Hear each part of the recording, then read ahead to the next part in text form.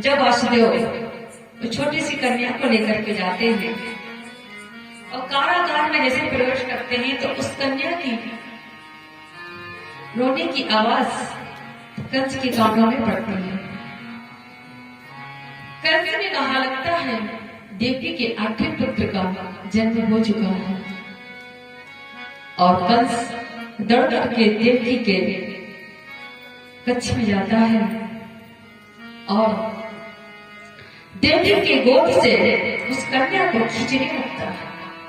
यही इसी का तो मुझे इंतजार था, तेरी 8वीं संतान नहीं है। कन्या रो रही होती है।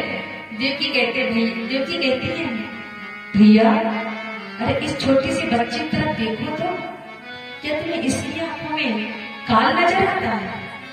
नहीं भैया छोड़ दो इसे, छोड़ दो। पैर पकड़ के रोती है देवकी, भैया तुमने मेरे हर एक संतान को मार दिया, अब इस कन्या को तो छोड़ दो, उस कन्या को मत मार। लेकिन वो देवकी को दूर फेंकता है, उस कन्या को लेकर के जैसे वो पत्थर पे पटकना चाहा, वो कन्या छुटकर आकाश मार्ग की ओर जाती है। वो कन्या कौन है? वो माया है। कहते हैं कृष्णा संरक्षितो मया देव पुष्प योगा कन्याम रक्षार्थम केशव सुतो भागनी वल देवस्य। मतलब ये जो कन्या है ये कृष्ण और बलराम की रक्षा करने के लिए ये माया आई थी।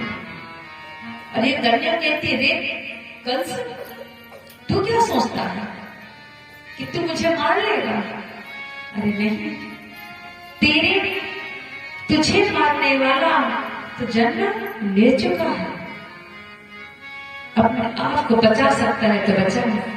और कन्या कंस के हाथों से छूट करके वो विंध्याचल पर्वत में जाती है और विंध्यवासिनी नाम से जानी जाती है। बोली विंध्यवासिनी मैया की। इधर जब कंस ये देखता है तो मुझे मारने के लिए जन्म ले चुका है, लेकिन कंस को ये नहीं पता होता कि मुझे मारने वाला जन्म लिया कहां पे है। वो यही सोच रहा था कि देवकी की 8वीं संतान यही थी, लेकिन उसने कहा कि जन्म ले चुका, मतलब कि कहीं आसपास बच्चा है, लेकिन वो है कहां ये कंस को नहीं मालूम था।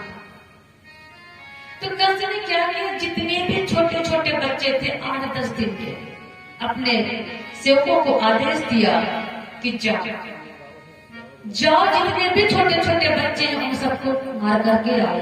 अब तो कंस के सारे असुर जाते हैं और छोटे छोटे बच्चों को ब्रज में, गोकुल में, मथुरा में, जहां छोटे छोटे बच्चे सबको मारना शुरू कर देते हैं। देखिए कहते हैं क्या कंस, जो कंस को भगवान कृष्ण ने मारा था, क्या मर गया क्या? नहीं, भगवान कृष्ण ने तो एक ही कंस को मारा था, लेकिन कलयुग में तो बहुत कंस है। जो छोटे बच्चे को मार दे वो कंस से कम नहीं है, वो कंस से भी ज्यादा है। जिस कन्या के पूजन, जिस कन्या को अगर हम कन्या पूजन नवरात्रि में ना करें तो माँ भी उस व्रत को स्वीकार नहीं करती है। जब तक हम कन्या पूजा नहीं करते कुमारी कन्याओं का, तब तक माँ भी उस अपने व्रत को भी पूर्ण नहीं मानती। कुमारी पूजते कुर्यादा दुख दारिद्र्य नाशनम सत्यम धना पुण्यम बल वृद्धि करोत वै। जो कन्या पूजन करता है उसके घर से दरिद्रता बाहर चली जाती है, धन वैभव यश कीर्ति सब उसके घर में आ जाती है। जो कन्या घर में प्रवेश करती है, जब कन्या का आगमन होता है। लेकिन हमारे यहाँ क्या है, जैसे कन्या को लक्ष्मी कहा गया है, और हम लोग अगर पता चल जाता है कि हमारे गर्भ में कन्या है, कन्या को नाम सुनते हैं इसको मार दिया जाता है। संसार में आने से पहले ही कन्या को मार दिया जाता है। और जबकि ये बात सत्य है कि पुत्र में और पुत्री में बहुत फर्क है। बेटा होते हैं हमारे, बेटा घर में रहकर भी माता पिता से हाल चाल नहीं पूछते। बेटी ससुराल में भी होती है, चाहे दिन में एक बार ही फोन करे लेकिन करती जरूर है। मम्मी आप कैसी हैं, पापा आप कैसे हैं, तबीयत आपकी ठीक है कि नहीं, पापा ऐसा है कि आप दुकान कम जाया करें, अब भैया से बोल दो ना कि भैया दुकान संभाले, अब आपकी उम्र नहीं है काम करने की। मम्मी अब ठीक हो ना, दवा टाइम से लेते रहे, थोड़ा काम कम करना है। बेटी कहाँ है, ससुराल। चिंता कहाँ है, मायके की। एक लड़की ही ऐसी है जो ससुराल की भी चिंता करती है और मायके की भी। ससुराल में पति हो, बच्चा हो, सास ससुर हो, जब उसके परिवार में होते हैं सबका पूरा ख्याल रखती है। इसके साथ में मायके में भी माँ बाप के लिए ध्यान रखने का समय निकाल लेती है। अगर पिता को चोट लगती है तो बेटा क्या बोलता है, पिताजी आप देख के नहीं चल सकते, सामने पत्थर पड़ा था, वहीं पर बेटी खड़ी होती है, बेटी दौड़ करके जाती है, पिता को उठा लेती है, पिताजी पिताजी नहीं चोट तो नहीं लगी आपको। कहते हैं कि बेटी दो कुलों को तारती है, लड़का सिर्फ एक ही कुल को तारता है, सिर्फ अपना कुल। लेकिन जो बेटियां होती हैं ससुराल तारती है और बेटे बच्चे को भी तारती है, दो कुलों को तारती है, दो कुलों को उनका भार रहता है। जब तक वो मायके में रहती हैं तो माता पिता की इज्जत मान सम्मान का ख्याल रखती है, जब ससुराल चली जाती है तो वहां पर सास ससुर पति की इज्जत का ख्याल रखती है। क्योंकि ये बात सत्य है, कुंवारी कन्या अगर उसका एक कदम गलत मार्ग पे निकल जाता है तो माता पिता को समाज में उठने बैठने के लायक नहीं छोड़ता। तो उसका हर कदम वो बहुत सोच समझ कर चलती है, कहीं मेरे एक गलती की वजह से मेरे माता पिता का सर समाज में न झुक जाए। और जब ससुराल जाती है तो छोटी छोटी बातों को ध्यान रखती है कि कहीं ऐसी कोई मुझसे भूल ना हो जाए कि सास ससुर मुझे ताने मारे, ये वहां पे आस पड़ोस के लोग मुझे ताने मारे, ऐसी बहू आई तुम्हारी। तो दोनों कुलों को बचा करके चलती है, दोनों परिवारों को। फिर अगर ये भी देखा जाए कि नहीं नहीं बेटे बहुत अच्छे हैं, बेटे हमारा नाम रोशन करते हैं, बेटे हमारी सेवा करते हैं, तो मैंने तो कथा के प्रथम दिवस से ही मैं बता रही हूँ कि नाम बेटे से नहीं होता है, नाम हमारे कर्म से होता है। हम जैसा कर्म करेंगे वैसे हमारा नाम होगा।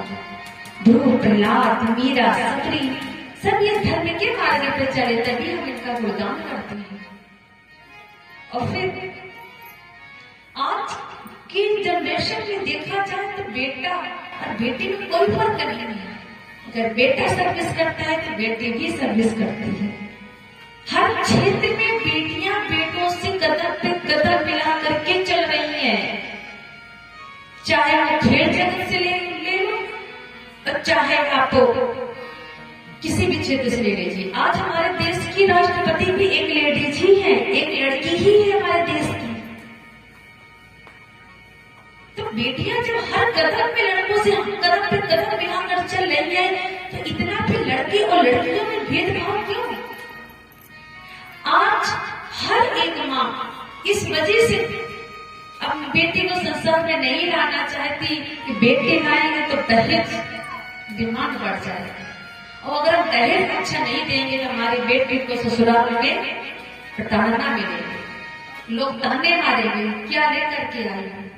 जब बेटी विदा होकर के ससुराल जाती है तो हर एक व्यक्ति यही देखता है क्या लेकर आई है, क्या लेकर आई है। सारे रिश्ते नातेदार पड़ोसी घर वाले सब यही देखते क्या लेकर के आई है, क्या लेकर के आई है। किसी ने ये नहीं देखा कि जिस आंगन में पली बड़ी अपने उस आंगन को अपने माता पिता को छोड़कर तुम्हारे पास आई है, किसी ने उसका दर्द नहीं देखा उसको। एक लड़की ऐसी होती है कि जिसको जहां चाहे वहां बेचारे उफ तक नहीं करती है, कभी नहीं माता पिता से कहती नहीं मेरा भी हक है, आपने हमको जन्म दिया तो हम भी यहीं पे रहेंगे। जहाँ माता पिता चाहते हैं शादी कराते हैं, बेटियों का निर्वाह करना पड़ता है। एक छोटी सी बच्ची अपने पापा की गोदी में बैठी थी और पिता से कहती, पिताजी ये जो पेड़ है ना, इसको बाहर से उठा करके इसको बीच आंगन में लगा दो, मेरा आंगन बहुत बड़ा है तो छांव हो जाएगा। तो उसके पिता ने कहा नहीं बेटी, अब ये नहीं लग सकता। क्यों? क्योंकि ये बड़ा हो गया है। अगर ये छोटा सा होता तो इसको कहीं भी हम लगा देते, ये पेड़ लग जाता, लेकिन अब ये बड़ा हो गया तो कैसे लगेगा? तो जानते हैं बेटी ने क्या कहा पिताजी से, पिताजी जब ये छोटा सा पौधा नहीं लग सकता तो सोचो, जो बेटी बचपन से अपने माता पिता के घर में रह रही हो तो सोचो दूसरे घर में कैसे रह सकती है, कैसे रह सकती है। उसको अपने घर में रहने की हैबिट है ना, हमें कैसे रहना, कैसे बोलना, कैसे चलना, कैसे क्या करना।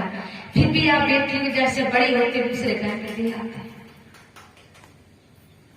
और हम लोग असल में बेटियों की आदत होती है, ससुराल में कुछ कष्ट भी होगा ना, मम्मी को फोन जाएगा, पापा का फोन जाएगा, बेटी कैसे, माँ ठीक ठीक।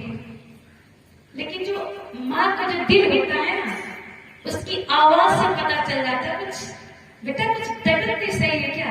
आवाज जो होती है ना, कनेक्शन होता है माँ के दिल से, तो वो माँ तुरंत कहती है क्यों बेटी कुछ तबीयत सही नहीं है क्या, तबीयत खराब है क्या।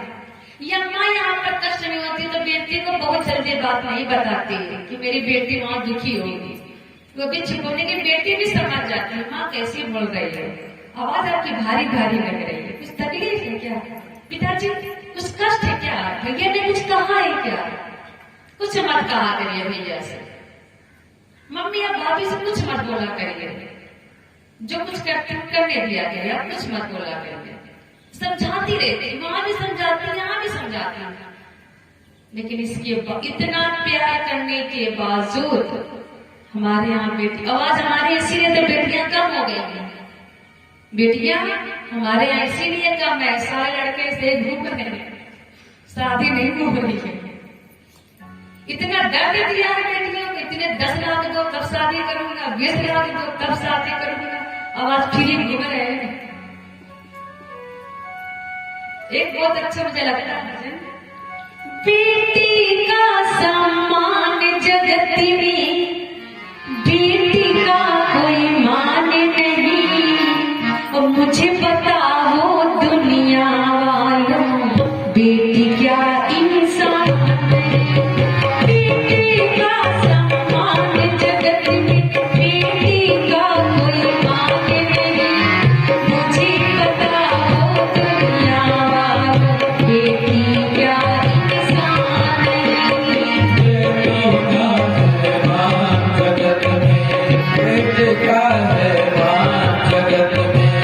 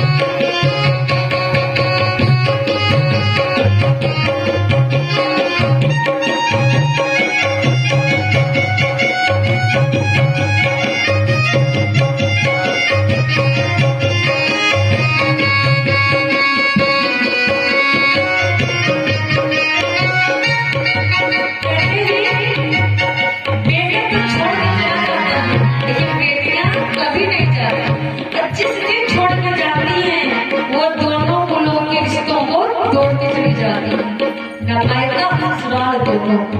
तो एक लड़की ऐसी होती है जो दोनों कुलों को बचा के रखती है, और जिस दिन वो उसका कदम बहक जाता है या गलत रास्ते पर चला जाता है तो दोनों कुलों को उससे तोड़ के चली जाती है।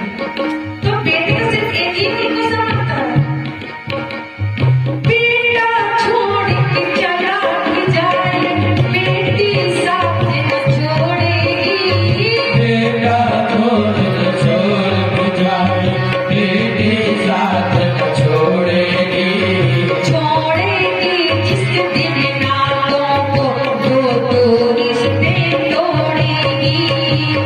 बेटी जिस दिन नातों को रिश्ते तोड़ेगी। भैया तुझे और अच्छा बंधन, भैया तुझे और अच्छा बंधन, भैया तुझे और अच्छा बंधन। भैया तुझे और अच्छा बंधन।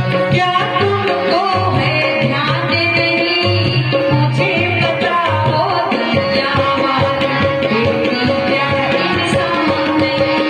बेटे का रहमान जगत में, बेटे का रहमान जगत में, बेटे का कोई मान नहीं। मुझे बताओ दयावान, बेटी का इंसान नहीं, बेटी का इंसान नहीं, बेटी का इंसान नहीं, बेटी का इंसान। बेटी का सम्मान जगत में, बेटी का क्यों मान नहीं। मुझे बताओ दुनिया वालों, बेटी क्या इंसान नहीं, बेटी क्या इंसान नहीं। क्या फर्क है बेटा बेटी में? कोई फर्क नहीं है। यहाँ तक कि जिस दिन आप बेटे की शादी करते हैं उस दिन आपके ऊपर एक ऋण हो जाता है, क्योंकि आपने किसी की कन्या को लिया है, किसी के दान को लिया है। तो जब तक आप कन्यादान नहीं करेंगे तब तक आप उस ऋण से मुक्त नहीं होंगे। तो बेटा तो ऋणी बनाता है और बेटी ऋण से मुक्त करती है। तो कौन बड़ा, बेटा की बेटी? इतनी सा छोटी सी बात किसी को समझ में आ जाए तो शायद हमारे संसार में बेटियों का सम्मान होने लगा। जरा सा माँ बीमार होती है, बेटी का फोन गया, तुरंत बेटी दौड़ी चली आती है, पति का इंतजार भी नहीं करती, फोन कर देगी मैं जा रही मम्मी हॉस्पिटल में एडमिट है। अब यहाँ बेटे को अगर खबर मिल जाती है कि पिताजी बीमार है, ठीक है सब काम निपटा दुकान बंद करके आ रहा हूँ, तब तक अस्पताल ले जाओ। ये है तो कोई तो बेटे अंतिम संस्कार में भी नहीं पहुंचते, वही से फोन कॉल करके पंडित जी को बता देते हैं मेरे पिताजी खत्म हो गए हैं और मैं छुट्टी मिल नहीं पा रही, तुम देख लेना। ये है बेटी रोते बिलखते हुए मम्मी पापा करते हुए पहुंचते हैं। फिर भी हम लोग इतना अनजान बने हैं, मतलब भेदभाव बेटी में करते हैं। कहते हैं जिस दिन आप कन्यादान करते हैं उस दिन समस्त पापों से आप मुक्त हो जाते हैं। हम लोग तरसते हैं किसी को कन्यादान तो कर दे एक बार। कोई कहता है कि नहीं बहुला तो हम मुक्त हो गए, मुक्त नहीं हो जाते। आपके ऊपर एक ऋण लग जाता है क्योंकि आपने दूसरे की कन्या ली है, दान लिया है आपने, तो पुत्र ऋणी बनाता है, पुत्री ऋण से मुक्त करती है। तो हम बस यही कहना चाहते हैं कि बेटा और बेटी में कोई फर्क नहीं है, दोनों का बराबर का सम्मान करें। आज कंस के हाथों से छूट करके कन्या जाती है और विंध्याचल पर्वत पर विंध्यवासिनी के नाम से प्रसिद्ध होती है। बोलिए विंध्यवासिनी मैया की।